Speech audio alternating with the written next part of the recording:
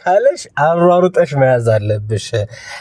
መይሙና አፉ በይኝ ሁሌ መይሙና አለ አሚና 13 እና 14 ላይ በተላከልሽ ያው የቪአይፒ ተማሪ እንደመሆንሽ መጠን ከኡስታዝሽ ጋር ብቻ አይደለም ያው ራሱን የቻለ ቪዲዮ አለ። ትምህርት 3 ላይ ትምህርት 4 ላይ አረብኛ ፊደል እንዴት እንደሚጻፍ ያሳያል። ምክንያቱም ብዙዎቻችን አሊፍ ባታ ላይ ጎበዝ ነውና እርስ በርስ ተያይዘው ሲመጡ ሲቀጣጠሉ ደግሞ ይጠፉብናል።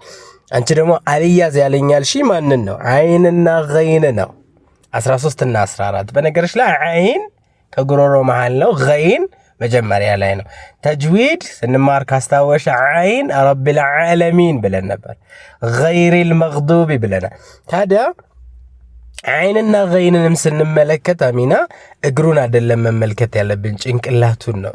ብዙ ጊዜ ቁርአን ላልያዝ የሚላችሁ አሊፍ ባታውን እናንተ ሙሉን ነው ቁርአን ላይ ይመጣል። እቺ ጭንቅላቷን ብቻ ጠብቁ። ሁሉም ፊደል ራሱ መለያ አለው። ሰው አይን ለምሳሌ በቃላት መጀመሪያ ላይ ሲመጣ ከአይን ስር የፈለጋችሁትን ፊደል እንድትቀጥሉ ነው። አሁን እዚህ ጋር ምሳሌ ላም ከገይን ስር ላም አየሽው። ያን እግሩን እንደዚህ ከስር ያለውን ይሄ እግሩን አይደለም ትቶታል እሱም ማለት ነው። መሀል ላይ ሲመጣ ጥቁር ነው። በቃ አይንና ገይን አይን ጥቁር ነው፣ ሸረኛ ነው እንደምንለው፣ ሆዱ ጥቁር ነው እንደምንለው። ምናልስ ሆዱ ባዶ የዋህ ነው የሚባለው። አይንና ገይን አይን ውስጡ ጥቁር ነው፣ ድፍን ነው።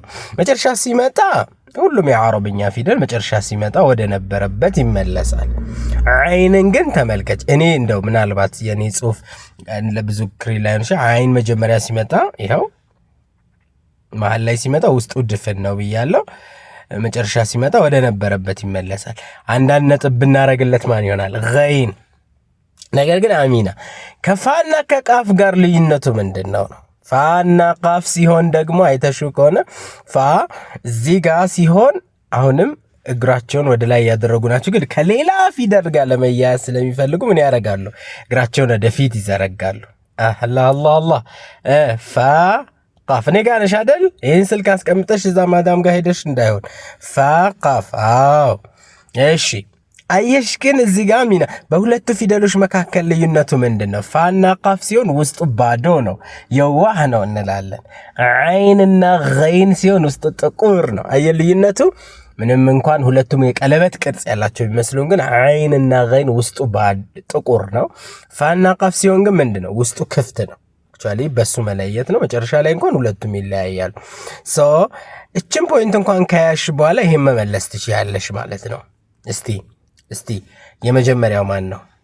አህሰን አይን ነው በትክክል። ሁለተኛውም እንደዚህ አይነት ቅርጽ ይዞ ሊመጣ የሚችለው አይን ነው። ኦፍ ኮርስ ነጥብ ቢኖረውስ ኖሮ ግን ነጥብ ቢኖረው ገይን ይሆን ነበር። መጨረሻም ሲመጣ አይን ነው። ላኪን ግን ሶስቱም ነጥብ ቢኖርባቸው ኖሮ በእርግጠኝነት ገይን እንላቸው ነበር ማለት ነው። ስለዚህ እንዲህ አይነት ቅርጽ ይዘው ሊመጡ የሚችሉ በዚህ አይነት ቅርጽ ይኸውላችሁ ከሌላ ፊደል ጋር በጭራሽ አይመሳሰሉ። ቁርአን ውስጥ ቼክ ማድረግ እንችላለን። እንደዚህ አይነት ቅርጽ ይዘው ሊመጡ የሚችሉት እነማን ናቸው? ይሄው ለምሳሌ አይን በቃላት መጨረሻ ላይ ይሄው አይን ኦፍ ኮርስ ነጥብ ቢኖረው ገይን እንደማለት ነው። መጀመሪያ ላይ አረ ነቃበሉ። በነገራችን ላይ